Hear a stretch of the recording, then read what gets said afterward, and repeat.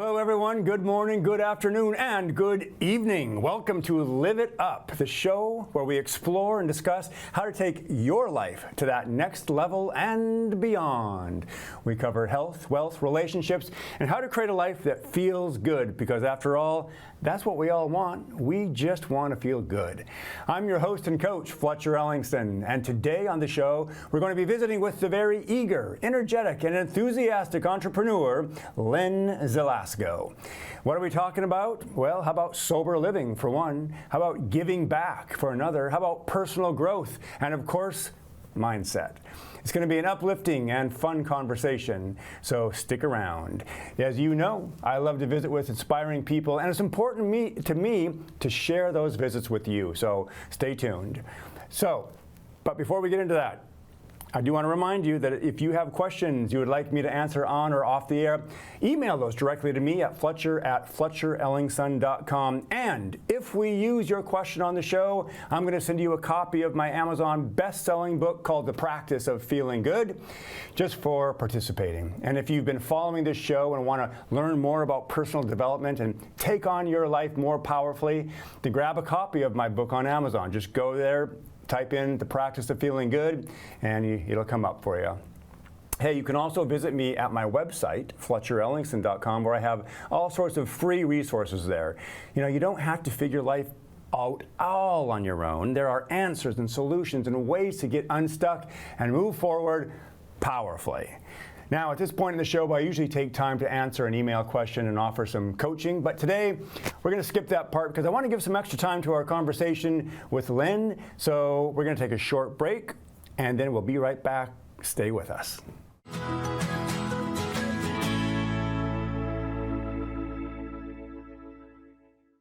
Hey everybody, welcome back to Live It Up. So glad you're here, so glad you are in this conversation. Today on the show, we are visiting with Lynn Zielasko. Hey, Lynn. Hey, Fletch. How's it going? It's going great. Yeah, I bet it is going great. In fact, do me a favor, start us off with some wins. What's going well in your world? So many things. Yeah, tell me about it. Well, today's 406 days of my sobriety, so we'll start out with that. Yes, right on. That's an awesome win. All of a sudden, my real estate world has blown up. I have mindset shifted into full throttle. The real estate market is going crazy in Washington State and everywhere. And my sober living houses are officially open after 5 months of talking about it. I got one unit completed on Saturday, and I had 4 guys move in since then. Today's now Thursday. Wow. So, and then I have 4 more guys that are wanting to move in this coming weekend, and that's just how it's going. And so right now I'm just running and doing what I do best, which is thriving in chaos and making things happen. Yeah. Problem solving. Yes. All right. So many good things there. Yes. Hey, if for those of you watching, I got to introduce Lynn. We just jumped into the wins, but Lynn is a really neat individual. She's an entrepreneur. She's been in real estate for umpteen years. You're currently 19 years. 19. Okay, close to umpteen. Umpteen. Yeah. So you're currently with Keller Williams and over on the west side of the mountains, Yep. but selling all over the state. All over the state. You're not opposed to driving. I'm not. And in addition to that, you are raising your family, and you are creating amazing health in your life, physically, right, and Yes. emotionally, and mentally, and spiritually. All the things. And you're always creating. Always. Yeah, that's the one of the things I love about you, Lynn, is that you are always creating. You are not the person who's sitting home binging Netflix. No. And believe me, I love a good binging of Netflix, okay? But We don't have not time that for that. person. Exactly. All right, so let's get into it, because I want to hear about some of the things you've been doing. You just mentioned a whole bunch just in your wins, and we're going to get to some of that, the sober living that you're creating, which is super cool. But my first question to you is, as you look back on this year of 2023, and now we're in 2024, but if you look back over the 12, 14 months, so much has happened in your life. Point out one of the lessons that you learned or are still learning. So many lessons. Numbing myself doesn't work. All right. Yes. Numbing self does not work. No. Okay. No, it does not. I have found myself, I have found my heart, and I have found clarity in my head, which is causing me to. I've always been a go-getter. I've always been a problem solver. I've always been above average in everything that I do, but I want to create something that has meaning and that it gives back. So when I decided 406 days ago that I was going to get sober, I had no idea what that looked like. Yeah. And it is that last year was the hardest year probably I've ever had in my entire life. Learning about feelings. And that it's okay to have them. It doesn't make me weak. It actually makes me strong. Yeah. Learning to deal with life on life's terms, because life happens, and we either deal with it and go head on into it, or we numb ourselves, then the problem is still there tomorrow, which is how I lived the majority of my life.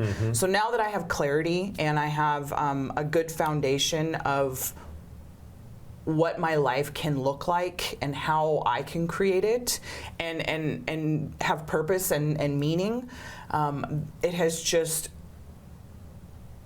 put me into this positivity and this mindset. We always talking about mindset in our programming, of what I can do and how I can give back and provide service and provide housing, because I am in real estate and I do sell houses, but I also own houses. And so instead of I used to have Airbnbs, and I didn't love that business. And so I've shifted from Airbnbs to sober living reentry housing. And Amazing. So now I have people that are super grateful to have a warm bed, a kitchen, a bathroom, laundry facilities, and it's very the simple, easy things that we all take for granted every single day. We wake up, we have a bed, we have clothes, we have all these things, and a lot of these people, are starting over from scratch and literally walk in the doors with the clothes on their back. Yeah. I go and I get them a toothbrush and toothpaste, and here's your pillow and your blankets and just a towel. And they're so grateful and they're happy. And I know that this isn't going to be a cakewalk. Nothing is a cakewalk, especially anything in my world. It's always got to be a challenge. But the fact that it's such a huge need and providing service for me to, make me feel good so that I can give back to, I didn't even know what sober living was a year ago. I had no clue. Yeah. And Wow. and now I have created this machine, and this is the beginning. Yes, it is. I know that it's just the beginning for you. It's the tip of the iceberg. And one thing I want to call out too is that you said you didn't know what sober living looked like before, and you were numbing yourself. And by the way, there's nothing wrong with that way of living. What I think what you're saying is that you woke up to yourself and realized the way I'm living just isn't serving me, right? And it's not serving those around me, right? Yeah. So we're not saying that was a bad way. You're not a bad person. So you're just whoa. I was figuring life out, and that particular way I figured out doesn't serve me, which is a beautiful thing, really, right? For sure. Yeah. I was very successful. I don't want to say was. I am very successful real estate agent. I'm a single mom. I have good kids. I had a great business. Have a great business. I'm just creating a bigger machine. Yeah. I haven't been super successful in my relationships. However, we're working on that. You can't be great at everything, but I take very seriously my health, my fitness, what I put into my body now, and what I'm doing and who I surround myself with, and working on my mindset, working on I'm going to wake up and today's going to be a good day, and I know that there might be some challenges, but that's okay because I can handle it. Yeah. And I really like what you said there. You wake up and you make a decision about the day. Some people are like, well, is it going to be a good day or a bad day? Well, I don't know. We'll see. But what I like about what you just said is, I'm just deciding it's going to be a good day. There'll be some challenges. Yeah. Doesn't mean it's not going to be a good day. I'll handle it. Exactly. Yeah. People choose to wake up happy or grumpy. I am a ray of sunshine when I get up. I love it. Good. One thing I also want to call attention to, and I want people to hear this, is you said when you were talking about your wins, you said Washington State is a wonderful place to be doing real estate right now. It's busy, busy. That is such a great attitude because there are a lot of real estate folks out there. That's not their experience, and I'm not saying they're wrong, but I want to call attention to the fact, like, oh, here's somebody's experience of it. And it's happening, right? It's busy. There's opportunity out there. There's always opportunity. There's always opportunity, even if rates are high, even if you're locked into a 3% mortgage. Hey, there's still opportunity. Yep. Yeah. So people are going to move because they have to, because they want to, because they're getting a divorce, because somebody's passed away, because they're getting older and so they're downsizing, or they've had too many kids and now they have to have a bigger house.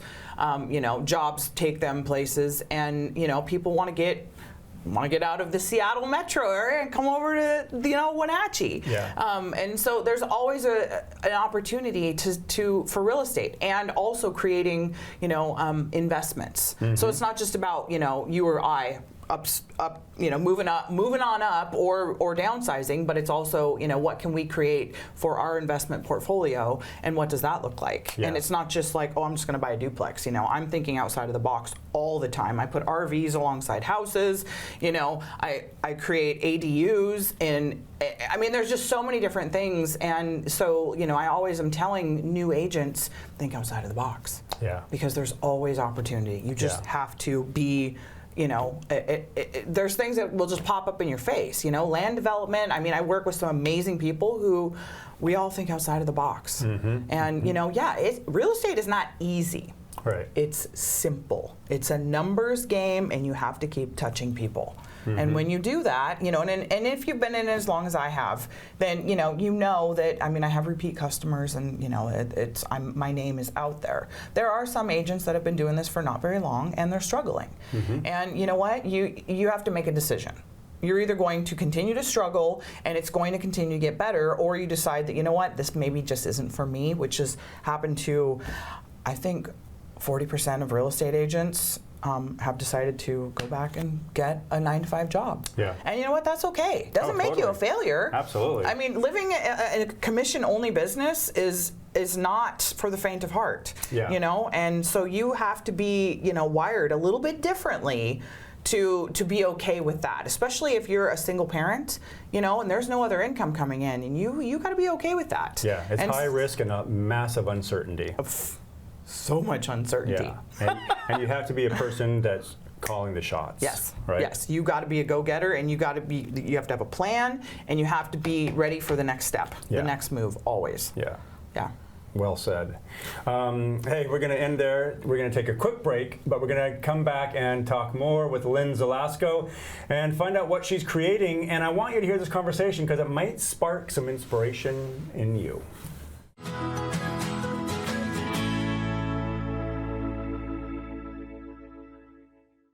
Hey everybody, welcome back to Live It Up. So glad you're here. We're talking with Lynn Zielasko today. We're talking about mindset. We're talking about really bringing a high level of intention to creating your life. That's what I really appreciate about you, Lynn, is that's what you do. You bring intention to creating health, wealth, relationships. So one of the things I wanted to ask you is, what are you doing today that you didn't see yourself doing 5 years ago? Well, I am living a completely different life, and a life of sobriety is the number one. Yeah, that wasn't on your radar 5 years ago. No. I was the big fun time. I was the one that was getting everybody to go out and have fun, and everything revolved around alcohol for me. I didn't think you could have fun if you didn't have a drink in your hand. And can you? 100%. Okay. It's a little different, and it's a different lifestyle to get used to and to create. But at the end of the day, I like waking up feeling good. I like remembering what I did the night before, and I like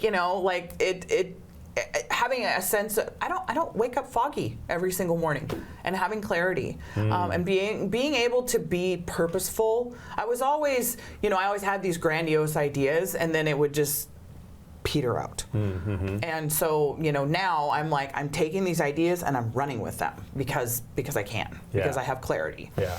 So that's probably the biggest thing, is how I'm living my life now, and creating my rental properties, my investment properties, going from, like I said, Airbnbs to sober living. Yeah, tell me about that. Why the interest in that, and how have you created that, and how have you created it in such an incredibly short period of time?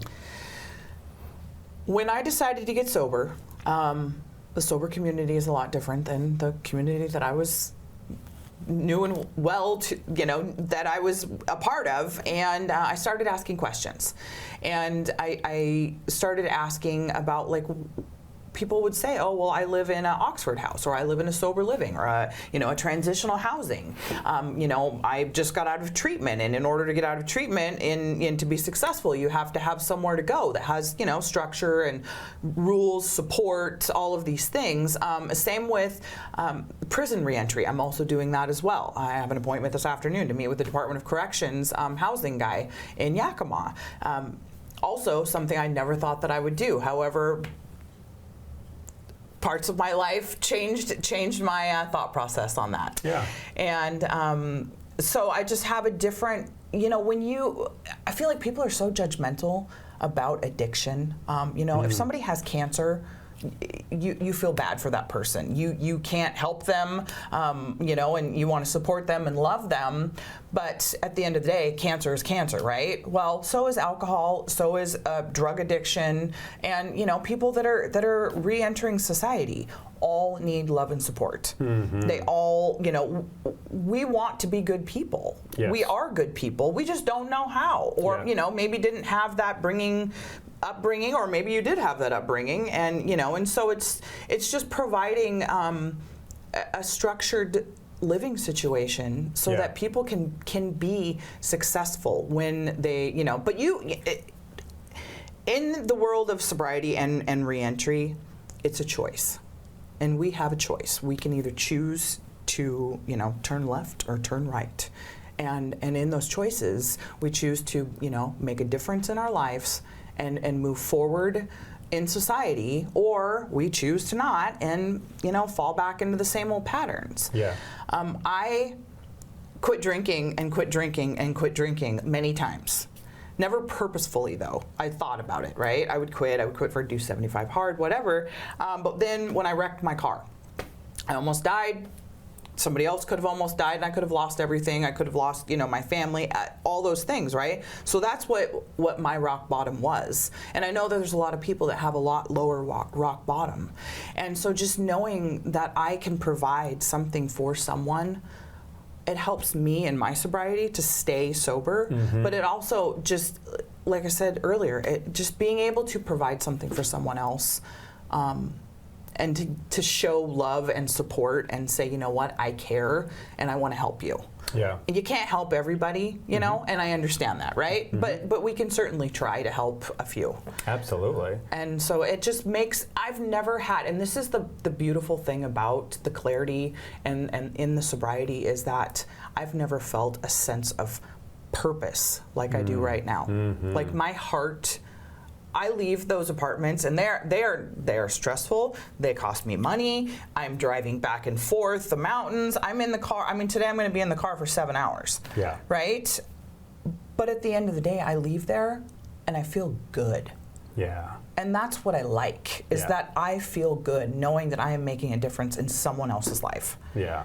And that's what I want to do. And that feeling is priceless, right? That's something you cannot buy that. No, and believe me, I have bought all the things. I have bought the boats, the cars, the trucks, the fifth wheels, the fancy vacations. Yes. None of that made me feel good. I've gone through relationship after relationship after relationship. That didn't make me feel good either. All that exterior stuff does not make your heart sing. Yeah. It's finding purpose and happiness within, so that you can, so that it shines out. Yeah, it's making a contribution, right? It's Absolutely. being a part of healing, being a part of the solution, Yes. right? Being a part of growth. Yes. Yeah, all of that feels really good, right? It does. It feels amazing. Yeah, awesome. And I want to acknowledge you, because what a fantastic thing that you're modeling for your family as well. They get to see their mom like showing up powerfully doing this stuff. I'm showing up a little differently now. Yeah, yeah, yeah. What do they give you ever give you any feedback on that? It's interesting because like my daughter told me, I don't know, it's been a couple months, but she said, you're different now, Mom. And my 19-year-old son, he tends to challenge me.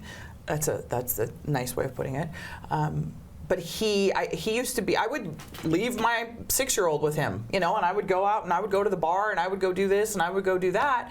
And he was very resentful. And it caused a big, there was a big void in our relationship because of my selfishness. And now he sees me, and he's like last night, I said, I'm going to go get groceries, and I'm going to the women's meeting, and I will be home. And that's exactly what I did. And so he knows, and then if I'm late, and the same with my mom, if she's babysitting Kennedy, if I'm late, I'm calling and I'm saying, hey, I talked to so-and-so after the meeting or whatever it looks like, because I'm accountable.